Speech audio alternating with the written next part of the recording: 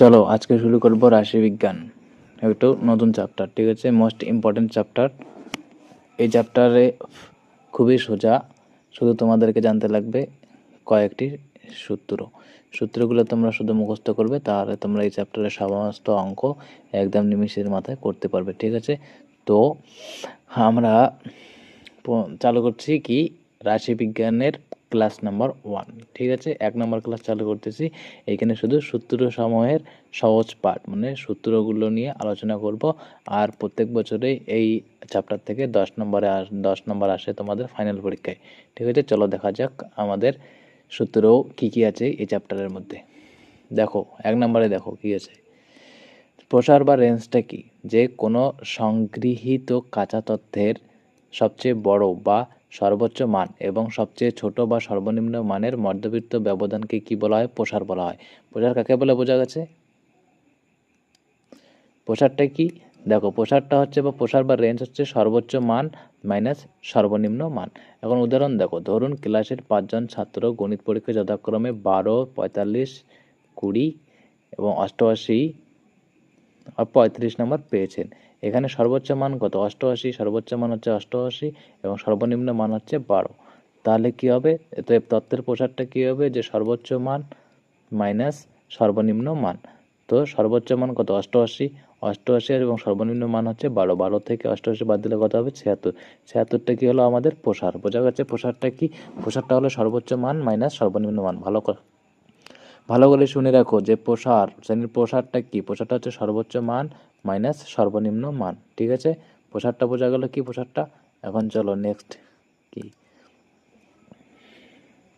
শ্রেণীর মধ্যক। শ্রেণীর মধ্যক বা শ্রেণীর মধ্যমা এই একই। আমার হাতের লেখা একটু খারাপ, তো তোমরা বোঝার চেষ্টা করো। ঠিক আছে, বুঝে নিও। এখন দেখো শ্রেণীর মধ্যকটা কি? শ্রেণীর মধ্যক হচ্ছে যে কোনো নির্দিষ্ট শ্রেণী বিভাগের সীমার একদম মধ্যবর্তী বিন্দু বা মিডল পয়েন্টকে বলা হয় শ্রেণী মধ্যক। এটি শ্রেণীর প্রতিনিধিত্বকারী মান। এখন দেখো শ্রেণীর মধ্যকটা কি?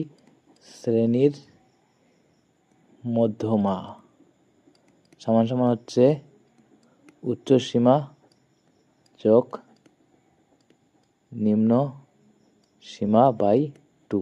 এখন শ্রেণীর মধ্যকটা কি? উচ্চ সীমা যোগ নিম্ন সীমা বাই 2। ঠিক আছে, এখন উদাহরণ দেখো যে আমার কাছে একটা শ্রেণী বিভাগ দেওয়া রয়েছে, তা হলো 20 আর 3। তো এখানে কি 20টা হচ্ছে নিম্ন সীমা আর 30টা হচ্ছে কি উচ্চ সীমা। তাহলে শ্রেণীর নিম্ন সীমা কত? 20 আর উচ্চ সীমা হচ্ছে 30। তাহলে শ্রেণীর মধ্যমাটা কত হবে? মধ্যমাটা কি? যে উচ্চ সীমা যোগ নিম্ন সীমা বাই 2। তাহলে 50/2 ইকুয়ালসটা হচ্ছে 25। 25টা কি হচ্ছে আমাদের মধ্যমা। তা শ্রেণীর মধ্যমা কত? যে 30 যোগ 20/2 ইকুয়ালস টু 50/2 ইকুয়ালস টু 25। তা শ্রেণীর মধ্যমাটা বোঝা গেল। শ্রেণীর নিম্ন সীমা আর শ্রেণীর উচ্চ সীমা। তাহলে হচ্ছে কি শ্রেণীর মধ্যমাটা হচ্ছে শ্রেণীর উচ্চ সীমা যোগ শ্রেণীর নিম্ন সীমা বাই 2। বোঝা গেছে শ্রেণীর মধ্যকটা কি? এখন চলো বা শ্রেণীর মধ্যক বা শ্রেণীর মধ্যমা। এখন দেখো শ্রেণীর দৈর্ঘ্যটা কি?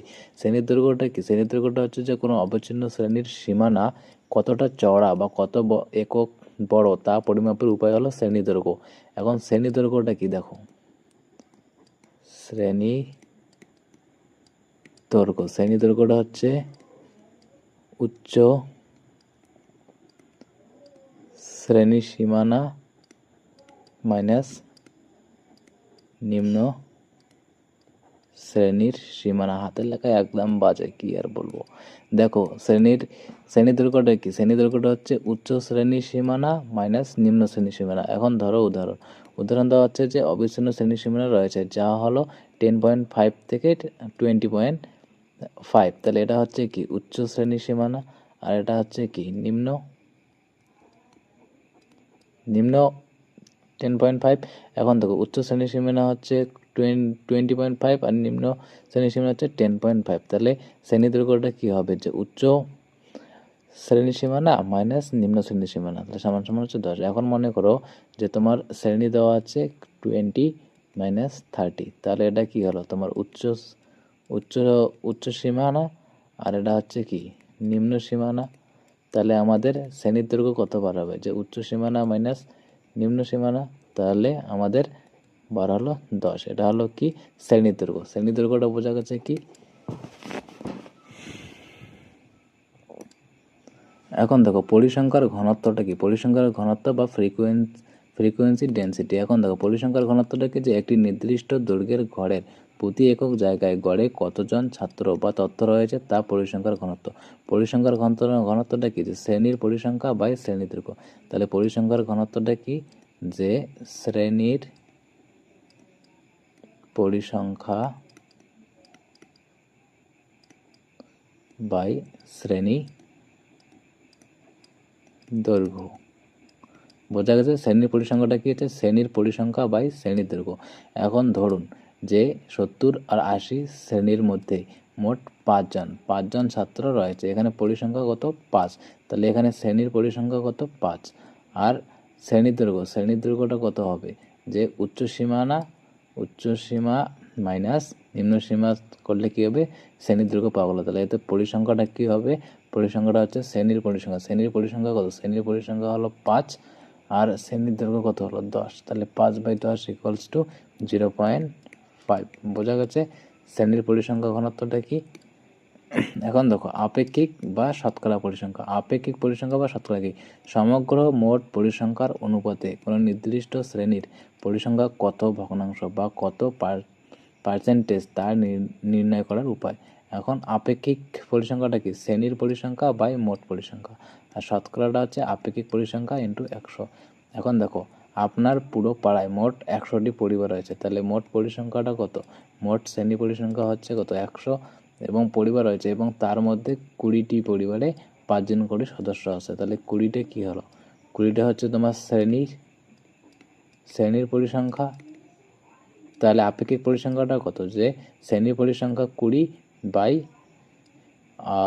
মোট পরিসংখ্যা কি 100। তাহলে কি ভাগ করলে কত হয়, 0.2।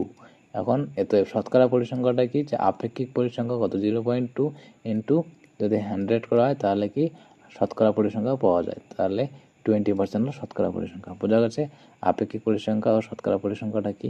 যদি কোনো জায়গায় বুঝতে অসুবিধা হয় তাহলে অবশ্যই আমাকে কমেন্টে জানাবে, ঠিক আছে। এখন চলো আমরা সূত্রগুলো দেখে নিই। 1 নম্বরটা হচ্ছে প্রসার। প্রসার কি, উচ্চ সীমানা না, প্রসারটা হলো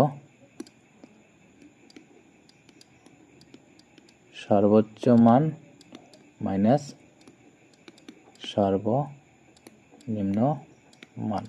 বোঝা গেল প্রসার হচ্ছে কি, শ্রেণীর প্রসারটা হচ্ছে সর্বোচ্চ মান মাইনাস সর্বনিম্ন মান। এখন 2 নম্বরটা কি হবে, 2 নম্বর সূত্রটা কি, 2 নম্বর সূত্রটা হচ্ছে যে মধ্যমা। শ্রেণীর মধ্যমাটা কি হবে, শ্রেণীর মধ্যমাটা হবে তোমার উচ্চ সীমা যোগ নিম্ন সীমা বাই 2। বোঝা গেছে এটা।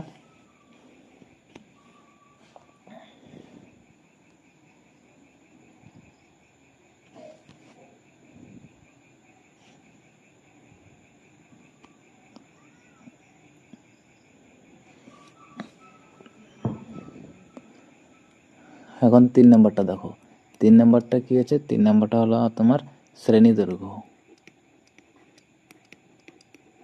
শ্রেণী দৈর্ঘ্যটা কি হবে, শ্রেণী দৈর্ঘ্যটা হচ্ছে উচ্চ শ্রেণী সীমানা, উচ্চ শ্রেণীর সীমানা মাইনাস নিম্ন শ্রেণীর সীমানা। বোঝা গেল শ্রেণীর দৈর্ঘ্যটা কি, উচ্চ শ্রেণীর সীমানা মাইনাস নিম্ন শ্রেণীর সীমানা। এখন 4 নম্বরটা কি হবে, যে পরিসংখ্যার ঘনত্ব। পরিসংখ্যার ঘনত্বটা কি হবে, যে শ্রেণীর পরিসংখ্যা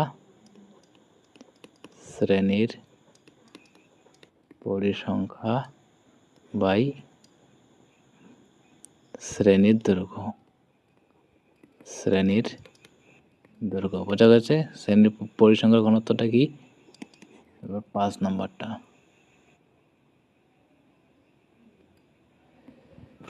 5 নম্বরের সূত্রটা কি হবে, যে আপেক্ষিক পরিসংখ্যাটা কি, দেখো এখন একটু ভালো করে লিখবো, আপেক্ষিক পরিসংখ্যা।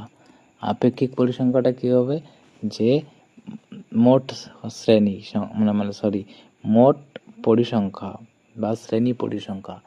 আপেক্ষিক পরিসংখ্যাটা হচ্ছে শ্রেণীর পরিসংখ্যা বাই মোট পরিসংখ্যা।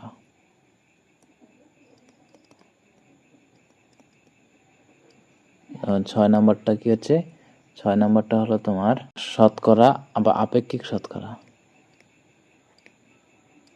আপেক্ষিক শতকরাটা কি, আপেক্ষিক শতকরাটা হচ্ছে তোমার আপেক্ষিক পরিসংখ্যা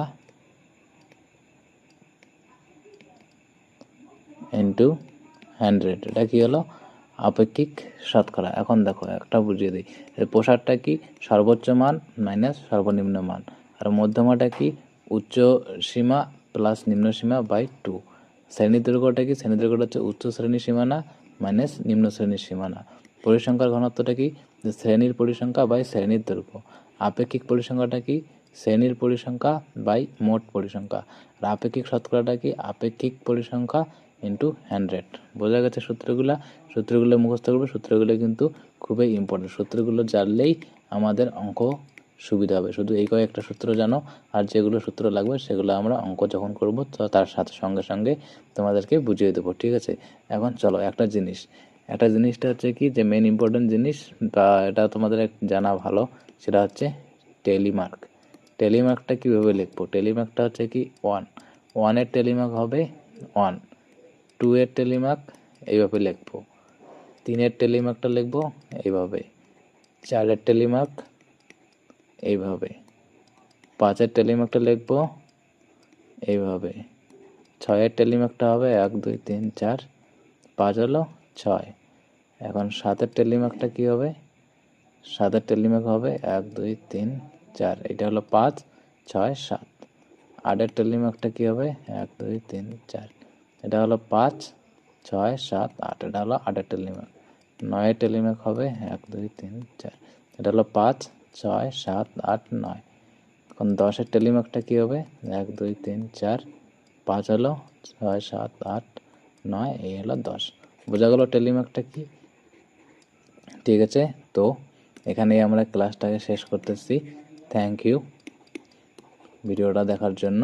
আর যদি তোমাকে ভালো লাগে তাহলে অবশ্যই ভিডিওর চ্যানেলটাকে সাবস্ক্রাইব করবে, লাইক করবে, শেয়ার করবে তোমাদের বন্ধুদের সঙ্গে, যাতে তারাও পড়ার সুযোগ সুবিধাটা পায়, ঠিক আছে। আর যদি কোনো অসুবিধা হয় বা কোনো যদি বুঝতে অসুবিধা হয় তাহলে অবশ্যই কমেন্টে জানাবে, আমি নেক্সট ভিডিওতে সেটার সমাধান নিয়ে আসবো, ঠিক আছে।